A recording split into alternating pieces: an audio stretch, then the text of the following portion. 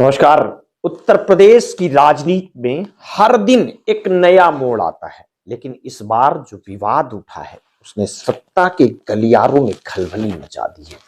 प्राविधिक शिक्षा विभाग में हुए कथित भ्रष्टाचार और अवैध पदोन्नतियों को लेकर सपा विधायक पल्लवी पटेल और योगी सरकार में मंत्री आशीष पटेल के बीच आरोप प्रत्यारोप ने न केवल राजनीतिक माहौल को गरमाया है, बल्कि सत्ता और विपक्ष के बीच की खाई को और गहरा कर दिया है। मामला इतना बढ़ गया है कि अब इसे पारिवारिक विवाद, राजनीतिक साजिश और प्रशासनिक गड़बड़ियों के संदर्भ में देखा जा रहा है। मामले की शुरुआत सिराथू से सपा विधायक पल्लवी पटेल द्वारा विधानसभा सत्र में उठाए गए सवालों से हुई थी। पल्लवी ने प्राविधिक शिक्षा विभाग में 250 पदों पर नियम विरुद्ध तरीके से हुई पदोन्नति पर सवाल उठाए थे।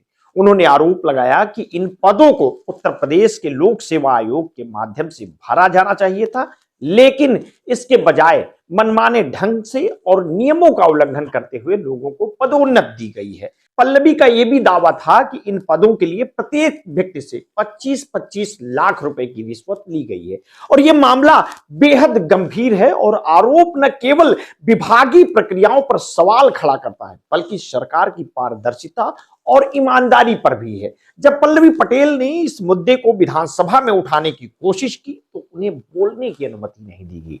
विधानसभा अध्यक्ष सतीश महाना ने उन्हें रोक दिया, जिससे यह साफ हो गया कि सरकार इस मुद्दे पर चर्चा से बचना भी चाहती है। इसके बाद नाराज पल्लवी ने विधानसभा परिसर में ही चौधरी चरण सिंह की प्रतिमा के पास धरना दिया। उनका यह धरना देर रात तक चलता रहा, तब समाप्त हुआ जब वित्त मंत्री सुरेश खन्ना ने हस्तक्षेप कर उन्हें आश्वासन दिया कि उनके आरोपों की जांच होगी।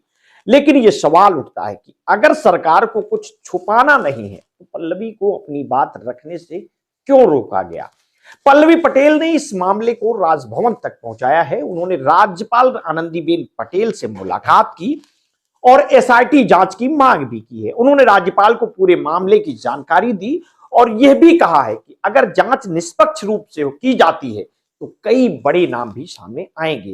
राज्यपाल से मुलाकात के बाद पल्लवी ने मीडिया से बात करते हुए कहा कि यह मामला केवल भ्रष्टाचार का नहीं है, बल्कि यह दर्शाता है कि किस तरह से सरकार सत्ता का दुरुपयोग कर रही है। इस पूरे विवाद के बीच आशीष पटेल ने खुद को निर्दोष बताते हुए सोशल मीडिया पोस्ट में अपने बचाव में सफाई भी दी है। उन्होंने लिखा है कि उनके खिलाफ यह एक सोची समझी साजिश है और उन्हें बदनाम करने के लिए झूठे आरोप लगाए जा रहे हैं। उन्होंने यह भी कहा है कि अगर प्रधानमंत्री नरेंद्र मोदी का आदेश हो तो वो बिना देरी अपने पद से इस्तीफा भी देने को तैयार है। लेकिन सवाल ये उठता है कि अगर आशीष पटेल निर्दोष हैं तो एसआईटी जांच का समर्थन क्यों नहीं किया जा रहा है।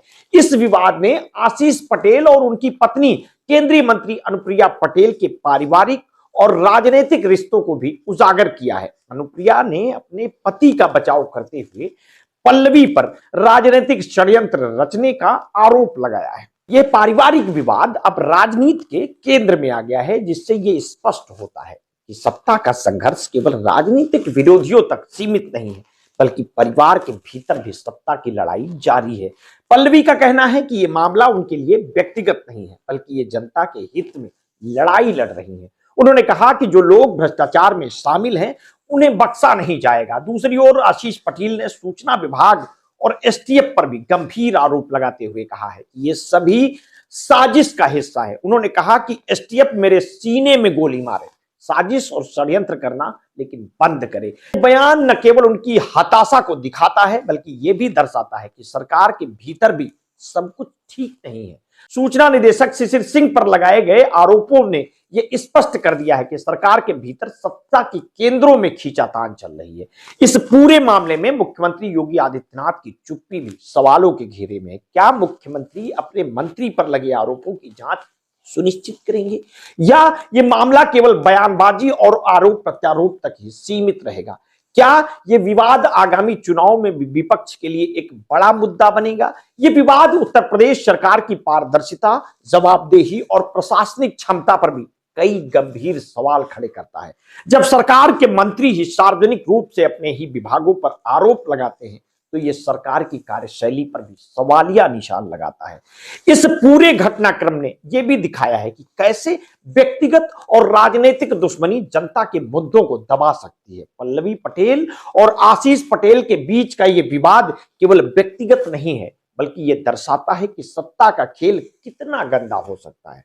मामला चाहे जो भी हो, लेकिन यह साफ है कि उत्तर प्रदेश की राजनीति में पारदर्शिता और ईमानदारी की थोड़ी सी कमी जरूर दिख रही है। जनता को यह जानने का अधिकार है कि उनके चुने हुए प्रतिनिधि किस हद तक अपनी जिम्मेदारियों का पालन कर रहे हैं। क्या यह विवाद केवल राजनीतिक खेल है या वाकई यह भ्रष्टाचार का गंभीर मामला? जनता को इन सवालों के जवाब का इंतजार है। आखिर में यह कहना गलत नहीं होगा कि यह विवाद उत्तर प्रदेश सरकार और योगी आदित्यनाथ के लिए एक परीक्षा भी है। क्या सरकार इस विवाद से बाहर निकल पाएगी या आने वाले दिनों में और भी गहराएगा? यह देखना दिलचस्प होगा कि सरकार और विपक्ष इस मामले को कैसे संभालते हैं। आप इस पूरे प्रकरण को किस तरह से देखते हैं? अपनी प्रतिक्रिया हमें वीडियो के कमेंट बॉक्स में अवश्य दीजिएगा। आपने अगर अभी तक हमारे इस चैनल को सब्सक्राइब नहीं किया है तो तत्काल कर लीजिए। बेल आइकन दबाना बिल्कुल ना भूलिए। अपने स्वास्थ्य के प्रति सचेत रहिए, सजग रहिए, अपना ध्यान रखिए। बहुत बहुत धन्यवाद। साधुवाद।